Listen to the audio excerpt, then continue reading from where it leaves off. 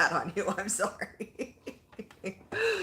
Hello. Welcome. If you're watching this part, you're watching the replay. So welcome to the Padilla family homestead. Welcome. This is my husband, Junior. Extreme. And I am Jennifer, if you are new. And we talked about it, and I think we're going to start doing lives. I don't know if we're going to commit to weekly yet, but we are going to start doing some more lives because I think it's a good way to interact with you guys and for you guys to get to know us a little bit more and our personalities, and it's different than how-to videos and all of that. So today I thought I would share on the live a little bit about some of the stuff that's been going on this last week, what we're going to be working on this next week, and kind of talk about, so we did a video about our 2024 goals, and with our 2024 goals, we have a new skill we're learning every month. And January was gluten-free bread, and February was deodorant. Now, we have not mastered deodorant, but we have a recipe that we did that we actually really like. I like it. It's been working. It's pretty good, decent. Yeah, so smells good, and yeah. You can put it up here so you can see it. He has it going so he can see the chat. Oh, hello, Sharon. So we've been messing around with this deodorant. We made 2 different scent profiles because him and I like completely different scents, which isn't surprising. Now it's not summer and we're not outside sweating in the heat or anything like that. So this summer's gonna be a good test run for that. And so we did aluminum free, pretty natural. Now we didn't put any wax in it, so the recipe I kind of took and shifted just a little bit. It says it should be stored in the refrigerator because it has mainly coconut oil, so it's kind of a little different. I think the next batch we make, I'm going to put some in a mason jar so we can utilize that. I don't know, but I really like it. So mine has lavender, melaleuca or tea tree oil, frankincense, and lemon essential oils in it. Yeah. And yours has, let's see, Siberian fir, cilantro, melaleuca or tea tree, frankincense, and lemon. Yeah, Siberian fir is from wild animals in Siberia. No, it's from the trees. Siberian trees. OMGs, wild animals. We went and hunted Siberian tigers, and we got their hide. That's not what it's from. Anyway, so I'm really liking these tubes too. I tried these. So it's just a round, kind of just roll it up. It works. It's kind of like a big lip balm container. So it works great. The deodorant's in there. So I do keep it in the fridge for right now. It's fine out a little bit, but I know he's a nerd, right? I never know what he's gonna say. I don't know. So it's kind of funny because his personality is extreme. It is extreme. So we met gaming, which Sharon knows that. We met gaming, and so he being home with his injury and so forth right now, he games a lot. So he actually has a gaming channel on Twitch and on YouTube that's the Extreme 1987. Yeah. And it's funny listening to him kind of do his stuff, and it cracks me up. I don't know. He cracks me up. So the other ingredients in the deodorant are coconut oil, shea butter, baking soda, and arrowroot powder. After I have, That's well, arrowroot powder from the Himalayas. what? The mountains. No, it's from Azure Standard. Oh. um, so I'm trying to decide if you guys want me to post this recipe that I'm using with the oil scents and stuff now before we've like long term tested it. Let me know because I can do that and I can put it on the blog. Mine smells very manly. He really likes his, and I was really surprised the cilantro. We did that because we like the oil purify from doTERRA, and doTERRA has Siberian fir and from Siberia, and the cilantro and some of these other oils too. So I didn't want to do a lot of lemon or citrus though because it can be reactive if you're out in the sun too much. Yeah.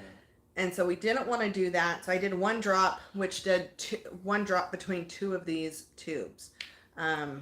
Which isn't very much. Plus, you're not getting all the extra hormone additives, the disruptors, or whatever. And this isn't one that's not. It's not an antiperspirant, so it's still you're still gonna sweat. Yes. It just smells decent. It feels good when it goes on, and yeah, I don't know. I really like it, so I'm gonna say we nailed it at this point. If we need to edit this recipe at all in the future, we will. We'll see how we do in the summer. I think it's gonna be fun. I think it'll be good. Hot as it is. My only dilemma is taking it places in the summer. That's a concerning part because it could if we need to. So we'll see how long, like if it has a good lasting period. I don't know. So if you have a great homemade deodorant recipe that is aluminum free, you can put that in the comments. I would love to hear what stuff you use.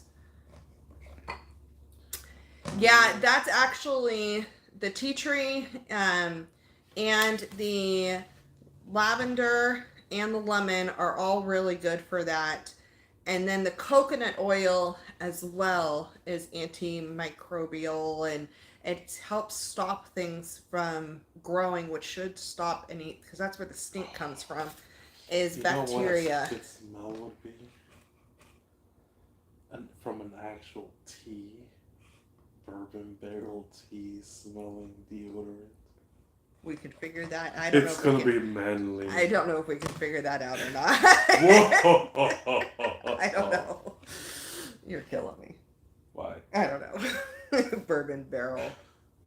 Hey, they say bourbon barrel grows. The one I really want for a deodorant helps you grow hairs on your chest. That's what you say. They don't say that. That's what you say. What I say is what they say. Okay. And we all say what they say, and what I say is what they say. So. Essay. I forgot what I was going to say now. Oh, no, the one I really want is Citrus Bliss, where it smells like an orange creamsicle, but I don't want that much citrus for being out in the sun. I don't like smelling like a creamsicle. I like smelling like a creamsicle. But I don't want to smell like one. So, anyway, that's kind of one of the things we have been working on. All my artwork is off of here because we are... So sad. Slowly prepping to move. That is still being finalized, but we are moving this summer. We were so down, like, oh, let's just start taking everything down. Now it feels so empty. Like, it feels so sad. I feel like a hospital in here. Hospital, but it is. It feels very cold, and so watch out for needles. Yeah, I miss the artwork and stuff, but it was really good to get everything kind of packed up. It's giving me a chance to post stuff on yard sale sites and everything else. Now we get to play with worms and dirt. We're not playing with worms, but I am going to start microgreens today. So I have some dirt. Worms? No worms, honey. Worms help gardens. They do, but you don't want me to have a worm farm in an apartment. You would have to have it inside? It's too hot here. No. Yeah, you vetoed that. No. After we move. Maybe we can have one at Sharon's Sharon might want one, but it just depends on the move and where and all that stuff. But the worm farm is in our future. Can you hear me, Seeds? Dun, So if dun, you guys dun, have dun. questions, make sure to drop them down below. Junior is watching the questions.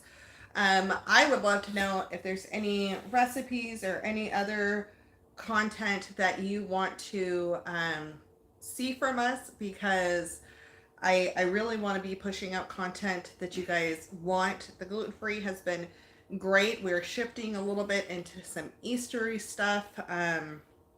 And I'm probably going to do a little bit more sourdough. Is that a worm? I can't tell. It's very far away from me, and I can't see. Can you see what the comment says? That is definitely Definitely a worm. It looked really weird from far away. Beware of the worm. So we're planting microgreens because I took down my garden. Green stalks are down. They're completely scrubbed out. I cannot tell you how emotional that has been for me. Yes. She's been wanting to go to a plant store for like ever. She's ready for greenery. I can't do it. Colors. So I'm like, I crave, like, spring fever is a thing. And right around February, I start, because here in Zone 9B, we can have colder Februarys, which this one has been a little bit colder. We had a couple of warm days, but it's starting to warm up a little bit. January is definitely the coldest month where we are, and I get spring fever so bad, and I want to go to the garden store, and the one we go to locally is Green Acres. You know what I get? And I want to smell all the plants and see all the flowers, and I get hibernation mode. You do. It's very different. And so it's just one of those things, like, I want to go so bad, and I'm like, I can't, because I want to buy things, and I'm not going to do it. So I'm going to grow a few things inside. My plan was going to be to grow some indoor cherry tomatoes that I've done before, maybe some lettuce and microgreens. I'm paring that down because I have a lot of projects to get done with moving. We have to go through our garage, which has become a catch-all for everything since you got injured in 2020. And so it has cleared a little bit here and there. It's just we have, but there's still a lot to do and go through. A lot. And so I need to make sure I don't put too much on my plate. He is correct. Don't put too much on my plate that I'm overwhelmed with it. So I'm doing microgreens, and it's the things that I can use coming up for Easter focaccia breads and stuff. I'm very excited about those. And so I wanted to make sure I had some things going. Now, I have a 10-20 tray from Bootstrap Farmer. And I also have these, where is the... Bootstrap Farmer? Bootstrap Farmer. R? Bootstrap sounds like a pirate. It's not pirate, though. I will put links, just so you know, I'll put links after this is over for the deodorant tubes and anything else that we talk about during this that I think you're going to be interested in. Oh, there it is right here. But these trays are 5 by 5. So in a 10 by 20, I can get 8 of these little containers. Now, microgreens, some of these grow super fast. Some grow a little slower. And for me, I don't want to start these all at the same time. I kind of want to stagger them. So I'm going to start 4 trays today. And then probably next week or the week after, we'll see, I will start the other 4 trays with exactly the same items. And what I am growing inside with microgreens, these are older seeds, and they're my done peas from Haas Tools. I really like these. The pea sprouts shoot up, and they're still edible, because microgreens, you let your plants get like their first true leaves, and then you cut them off. and you eat them. And you get tons of nutrients in just the little plant. You get tons of flavor. And so the peas, though, grow super fast and the shoots get really tall. The shoots can go like up to here and you're still harvesting them and they're still edible and good. So I thought those would be good because I usually use like nasturtium and some other stuff on my focaccia breads. And I think I'm going to try this. I think that the pea shoots would be tender and really good on top of the breads for decorations to eat, but also be really good. I just like snapping them and eating them. They taste really good. So they're good to add on top of salads or whatever else. So I'm going to do 2 trays of the done peas. Please. And he's going to give me my other containers. These I just got from the local Green Acres, but you can, Botanical Interest has a website online that you can order from. And I get the cilantro microgreens and the ciao bello basil blend of microgreens. And this has the dark opal basil and Genovese basil. And it's not basil, it's basil. In the part of America we are, yes. Because in Canada and in England, I think, and Australia, it's basil. Junior does not like basil. It's funny. Well, basil's a mouse, isn't it? Basil from Typho Goes West. Isn't basil in that? Oh, I don't know. What I like about Botanical Interest is that on the back of their packages, it shows what the little sprouts are supposed to look like. There's something on the back of this one, but it shows what the sprouts are supposed to look like. And so, since I'm not going to be growing basil or cilantro outside in the garden, this is a great way to be able to have these in the kitchen. The other thing is, this is my tip as well, microgreen cilantro seeds. You get 20 grams, which is a ridiculous number. This has already been used, and this packet is full to here. It was like full up to here. And this is only $3.99 for 20 grams. Now, if you buy seeds in other packets that aren't meant for microgreens, then you can get way less seeds and still be paying $3.99. And so this is a great bang for your buck. You can plant one each cell and then transplant them outside and get a full cilantro plant, or you can plant them super thick and harvest them super young and have a huge punch of flavor, which is amazing. So we're going to do 1 cell of this. This takes a little bit longer. And 1 cell of the basil. Again, basil's also another great deal. It is 6 grams because the seeds are way smaller. And you get them to the first sprouts. Again, you can totally transplant this out, any of these. You can transplant them out individually and not grow them as microgreens and just use them as seeds. So I'm going to put them, I was going to put them by our butler's pantry because all these need is the bottom tray, so that way they can not leak all over your counter. And then you need to make sure they stay watered and that they have light. And so I'm probably going to do, I have this back corner in the kitchen that actually gets light from the window pretty well. So what I'm going to go ahead and do is take those and put them, the one tray in the kitchen, since that's all I'm doing. And then I have this clamp light that is like the purple lights for seed starting. And so I can put those, clamp that in the kitchen to something and have them grow in there. I usually start all my seeds with a big shop light. It's the size of a shop light. It's the daylight bulbs, and Yeah, it's I so think it's it was just like a 5,000 strand. lumens. Yep. So I usually have that, but I don't need all of that for one little tray. So I'm not going to do it over the butler's pantry. I'm going to go ahead and just keep these in the kitchen. which will keep it handy for using them, which if I'm going to grow them, I need to use them, and go from there. Um, so that's kind of what we're going to start. I'm really excited about that. I like being able to do the cilantro on things. If we make curry, we can use the cilantro. Yeah, Emily loves curry. She loves that curry. So if we do that, we can have the cilantro. I think Sharon and Ryan got to try it too. Yeah, they did when they were here. That was her birthday request.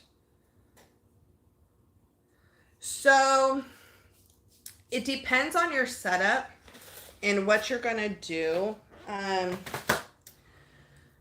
So shop lights, you can't just use any shop light. There's one particular one that I got from Walmart that was super cheap. I feel like though with the trays, I should have had it set up in a way where I should have had two of those shop lights together and did that.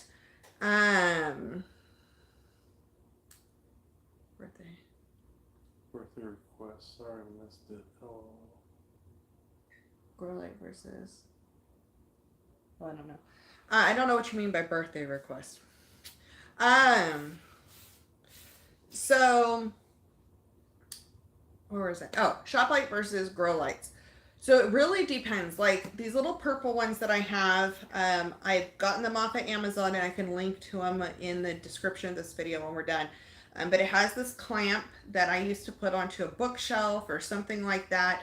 It has one of the metal kind of like snaky things that come up, and it branches out 3 single bar lights that you can maneuver around. And it has red and blue light, making it a purple light. So it helps in all the different growths, the lights needed to make plants grow. So that's great if you have like a pot. Or like this, I'm just doing the one tray. I'm not trying to grow these up big and get them to bloom.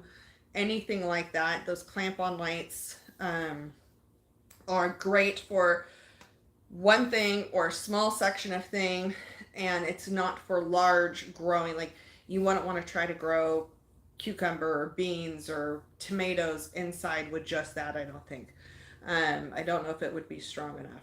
Now, the shop lights, if you just get any shop light, it may not have the right lumens. And I want to make sure I say it right. I don't remember.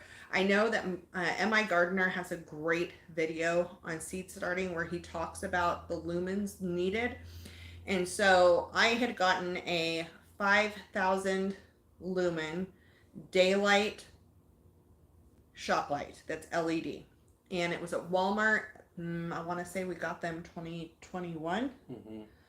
Got them in 2021, and I want to say they were like $15 to $17 at that point in time. Might be wrong. I think at one point we got them for 15, another point we got them for 20. Later on, the prices bounced around. So those are great if you can attach them to like one of the big metal racks, just a garage rack or whatever, and then you have your trays underneath that.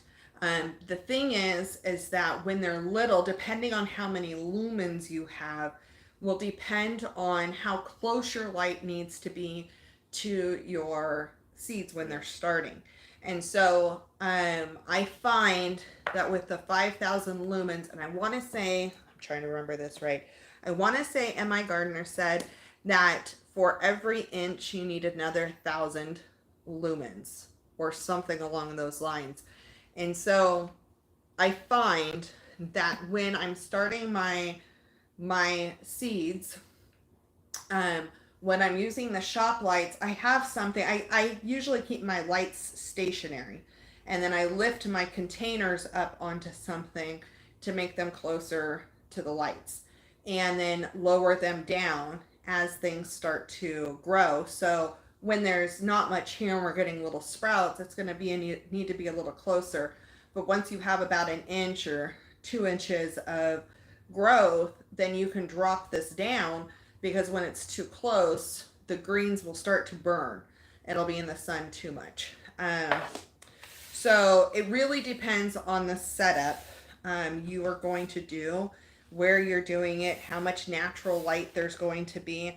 If you have a greenhouse outside or can start them outside, even doing the winter sowing method, a lot of people save the plastic milk cartons and they cut, is it about a third from the bottom, and they cut like 3 sides of it or whatever, and then they fill that with dirt, put all their seeds in there, cover it back up and seal it up, and have the top open only, and then start their seeds outside in the winter when the temperature's right. They start, it has this greenhouse effect, keeps it a little bit warmer, and then they separate out those little individual plants because there's a bunch all together in one container. You separate them all out and then plant them out that way. And in that case, that's great because you're just getting natural light starting your seeds.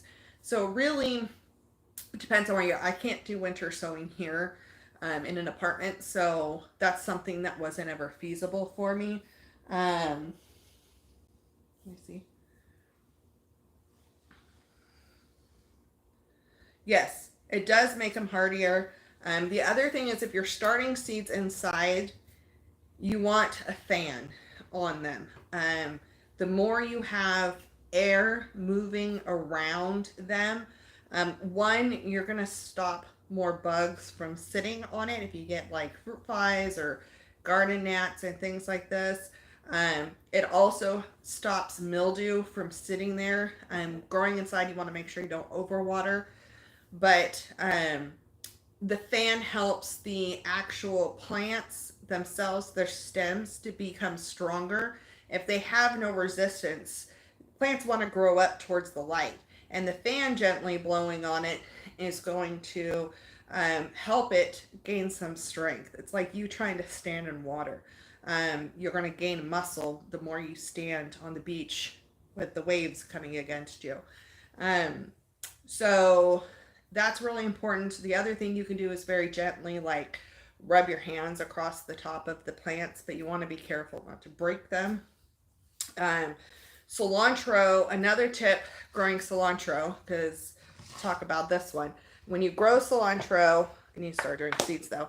The seeds have, if you don't have enough humidity in your house, you can cause these little seed caps they'll sprout and they'll open, and the roots will be down on the ground and the plant will be growing up, and the actual little things will still have the little seed stuck to the top of it, and it'll be clamped closed. And at some point that will be detrimental to their health. Right away it's not, but that usually happens because there's not enough moisture to remove that. Soften it up. Yeah, to have it soften and to fall off. So, I mean, you could like spit on your fingers a little bit and very gently rub it. If that's not working, do some sort of humidity dome something over it and allow the seeds to come off. No, he doesn't. He's good. He's like, don't make this weird. I don't get jealous.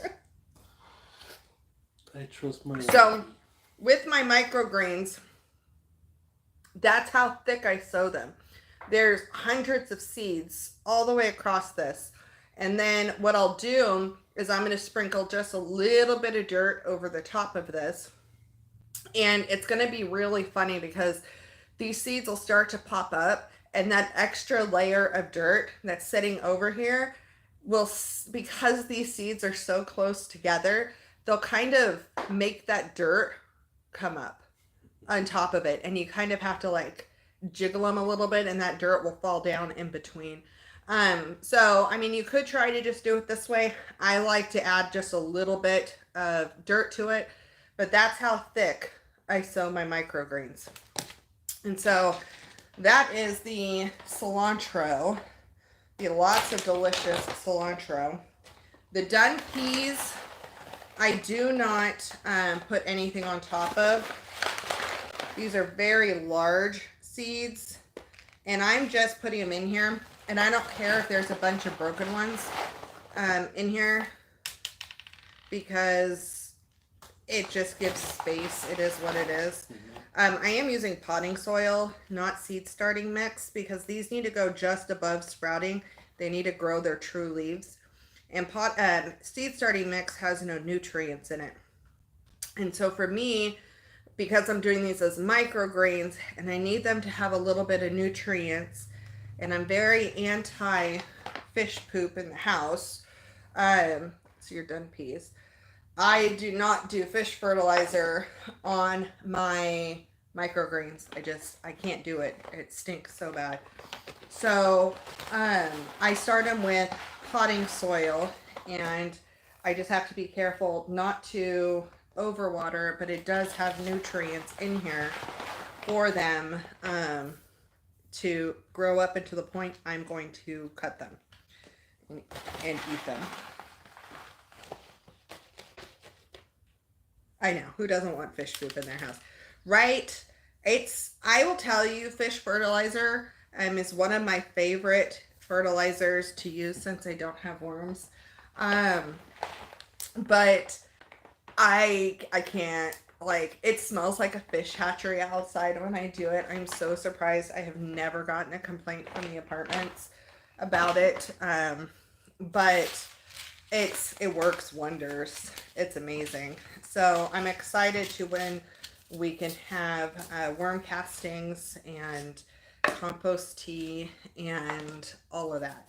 I know. I totally, like, where we grew up, because I grew up in Orville, and there was a fish hatchery that we would go to, and there was a particular smell that was just like, it's the fish hatchery smell. Like, I can't fully describe what that smell is, except for it is the fish fertilizer. Well, I hate the chicken fertilizer, especially like when big farms stuff growing in the valley. You can smell it everywhere. Yes, I think that's the important part of doing the permaculture style and the thicker bedding, so that way you don't smell the same, like, oh. the same smell. There is a big difference on how it's handled. How you handle any type of poo is really important. And a lot of farms and homesteads should not they don't smell the same as big operations, because Field trip. that we went on field trips too. That was like a school thing, was to go on a field trip to the fish hatchery and see the salmon run.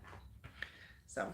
Oh yeah, well I've been to a stream where the salmon go up the stream. We should look it up. I don't remember when the salmon run. I hope it wasn't in the fall. I think it's November-ish. So we missed it. They do it twice a year, just don't remember. We'll have to look and see if there's one in the spring. That would be fun to bring in Emily too before we go. I have not seen that movie. I have not seen it.